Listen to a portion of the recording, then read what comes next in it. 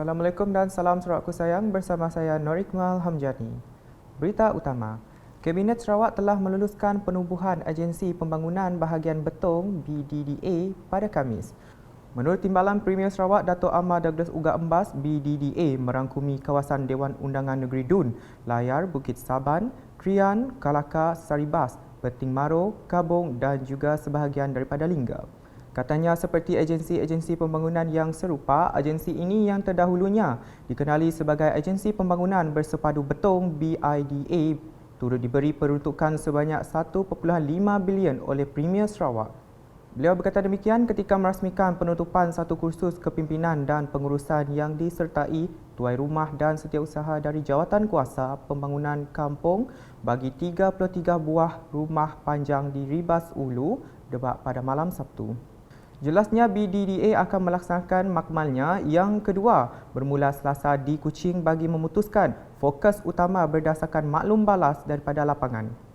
Ujarnya dengan bahagian Betong kini menikmati rangkaian jalan raya yang hampir menyeluruh serta pengagihan bekalan air dan elektrik, cabaran BDDA seterusnya adalah untuk membangunkan aktiviti ekonomi yang mampu menjana pendapatan serta membina lebih banyak jalan ladang. Sementara itu, Dato' Amar Douglas Ugah memberitahu kecemerlangan akademik turut menjadi fokus bagi melahirkan graduan yang profesional dan berkemahiran dalam pelbagai bidang. Tambahnya lagi, sektor pelancongan juga dapat diterajui untuk menarik minat serta membawa masuk lebih ramai pelancong dan pengunjung ke kawasan tersebut. Laporan seterusnya. Setelah 2 tahun tertangguh akibat penularan wabak COVID-19, acara larian Kuching Marathon 2022 kini kembali meriah dengan penyertaan kira-kira 10,000 orang. Menteri Pelancongan, Industri Kreatif dan Seni Persembahan Sarawak, Datuk Seri Abdul Karim Rahman Hamzah memberitahu sekitar 2,000 daripada jumlah tersebut telah melibatkan diri dalam kategori utama iaitu 42 km yang bermula seawal jam 1 pagi. Jelasnya, Kuching Marathon 2022 ini turut melihat penyertaan sebanyak 713 orang dari luar Sarawak. Antaranya daripada Australia 7, Brunei 170, daripada China 14, Philippines ada 7, Germany ada seorang, Hong Kong ada 6, India ada 2, Indonesia ada 321.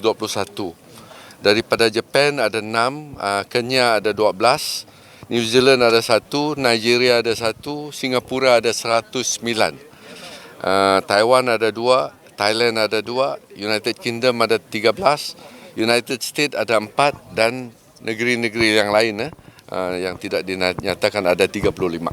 Jadi keseluruhannya ada 713. Ya. Okay.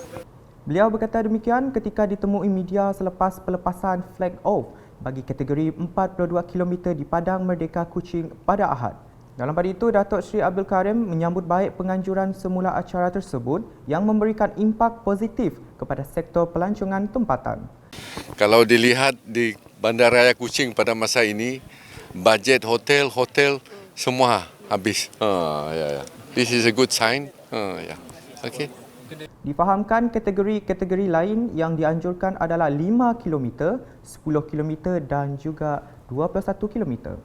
Sementara itu, Datuk Seri Abdul Karim berkata Sarawak sudah bersedia menghadapi pilihan raya umum ke-15 PRU15 yang bakal diadakan selewatnya pada tahun hadapan. Jelasnya, gabungan Parti Sarawak GPS kini hanya menunggu pengumuman pembubaran Parlimen.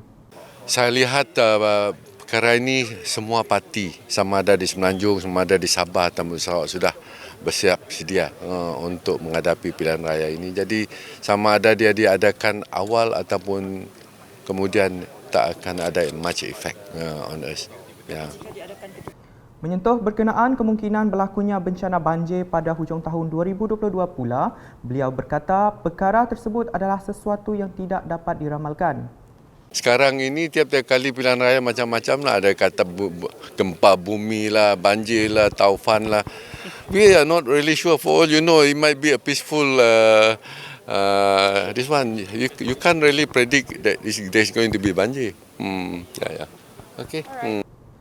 Berita diteruskan dengan seramai 170 pelajar dari sekolah-sekolah di kawasan Dewan Undangan Negeri Dun Tarat telah menerima inisiatif pendidikan sejumlah RM25,680 atas kecemerlangan yang telah dicapai dalam bidang akademik. Pemberian inisiatif tersebut merupakan hasil daripada inisiatif Menteri Pendidikan, Inovasi dan Pembangunan Bakat Sarawak merangkap Ahli Dewan Undangan Negeri Adun Tarat, Datuk Roland Sagah Wiin.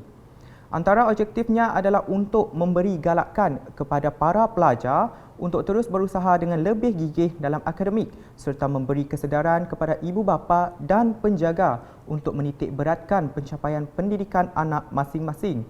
Difahamkan pemberian inisiatif kali ini melibatkan 3 buah sekolah menengah iaitu SMK Tarat, SMK Padawan dan SMK Tun Abdul Razak serta 27 buah sekolah rendah melibatkan 3 pelajar terbaik tahun 6 bagi setiap sekolah rendah itu.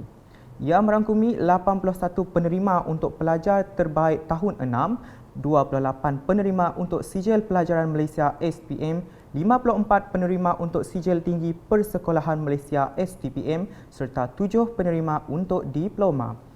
Dalam pada itu, Datuk Roland Sagah telah menyempurnakan pemberian inisiatif itu dalam Majlis Anugerah Inisiatif Pelajar Cemerlang tahun akademik 2021 Sekolah-Sekolah Kawasan Dun Tarat di Dewan Parish St. Matthew Mundai, Siburan pada Sabtu. Beliau dalam ucapan ringkas menyeru kepada ibu bapa agar mengambil berat tentang pendidikan anak-anak khususnya dalam bidang sains teknologi, kejuruteraan dan matematik STEM. Manakala pembangunan komuniti dan rumah ibadat perlu digabungkan secara rohani bagi membentuk masyarakat yang bersatu padu. Timbalan Menteri Perusahaan, Peladangan dan Komoditi Malaysia, Datuk Willy Mogin berkata, kedua elemen itu penting supaya segala yang dirancang dapat dilaksanakan dengan jaya. Menurutnya, sebagai contoh, penduduk di Kampung Setegang, Kampung Pidilam Setegang dan Kampung Pelaman sepadah digesa untuk meneruskan kerjasama erat bagi memastikan kelangsungan pembangunan Gereja Saint Teresa Avila. Beliau yang juga Ahli Parlimen Puncak Borneo berkata demikian semasa merasmikan Majlis Makan Amal Gereja Saint Teresa Avila Setegang baru pada malam Sabtu. Sementara itu, Adun Opar Billy Sujang memberitahu beliau mengambil maklum di atas permohonan dari Gereja Saint Teresa Avila Setegang kepada pihak unit hal ehwal agama lain Unifor. Katanya beliau berharap ada berita baik daripada pihak Unifor dalam masa terdekat. Dalam majlis berkenaan, kedua-dua wakil rakyat telah menyumbangkan peruntukan berjumlah RM10,000 setiap seorang kepada Gereja Saint Teresa Avila Setegang. Selanjutnya, keusahawanan merupakan salah satu komponen strategik dalam memacu Sarawak untuk mencapai status negeri maju pada tahun 2030. Timbalan Menteri Belia, Sukan dan Pembangunan Usahawan Sarawak, Dr. Ripin Lamat berkata, di bawah strategi pembangunan pasca COVID-19 PCDS 2030, kerajaan negeri menyasarkan peningkatan pendaftaran usahawan dalam perniagaan kecil dan sederhana PKS. Menurutnya, kerajaan negeri menyasarkan sehingga 40% usahawan mendaftar dalam PKS dan mengadaptasi platform digital sejajar keperluan ekonomi digital. Beliau berkata demikian semasa merasmikan program Youth Entrepreneur Setup YES Sri Aman 2022 yang disertai 400 orang belia pada Sabtu. Sementara itu, Dr. Ripin memberitahu kementeriannya telah melancarkan Calendar of Programs COP bagi tahun 2022 dengan moto tiada minggu tanpa program. Katanya sebanyak 120 program telah dirancang untuk diadakan di seluruh daerah dan bahagian di mana pelbagai program belia termasuk program keusahawanan dilaksanakan. Sekian edisi malam bersama saya Nur Iqmal. Berita lebih lanjut boleh didapati di semua platform media sosial UKAS termasuk portal ukas.sarawak.gov.my dan UKAS channel YouTube. #Menyebab Fakta. Salam UKAS.